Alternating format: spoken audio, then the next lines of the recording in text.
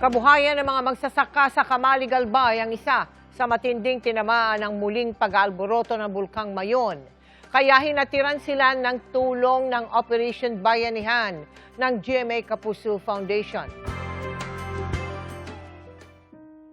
Laking ginhawa sa vegetable farmer na si Jeline ang ulan kaninang umaga sa barangay Tumpa sa Camalig Albay dahil nadiligan ang mga tanim niyang gulay na nabalot ng makapal na abo dahil sa ashfall mula sa Bulkang Mayon. Pero may mga bungang hindi na anya pwedeng maibenta. Pwede man po siyang makain, kaso lang po is hugasan talaga. Yung okra po namin is tumigas po yung kasi naluto ng abo. Si Lyra, ipamimigay na lang sa kapitbahay ang mga mapapakinabangan pang tanim na kamatis.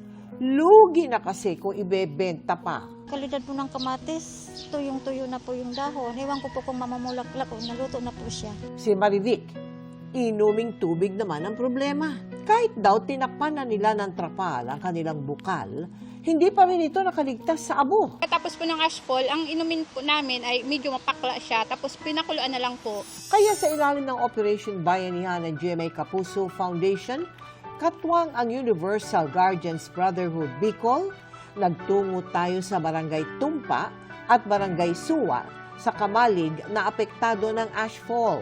Pasok po kami sa 7 to 8 kilometers danger zone. Pag tumaas po yung alert number 4, saka po kami pupunta ng evacuation. Nagbigay tayo ng relief goods, KN95 mask, tinapay at tubig para sa 4,000 individuals. Nagpapasalamat po ako sa GMA Kapuso Foundation, makainom ng mga anak ko ng malinis na tubig. Magpapatuloy ang pamahagi natin ng tulong sa mga apektado ng ashfall. At sa inyo na nais mag-donate, maaari kayo magdeposito sa aming mga bank account o magpadala sa Cebuana Luwalier. Pwede rin online via GCash, Shopee, Lazada, Globe Rewards, Metrobank Credit Card at Palawan Pay.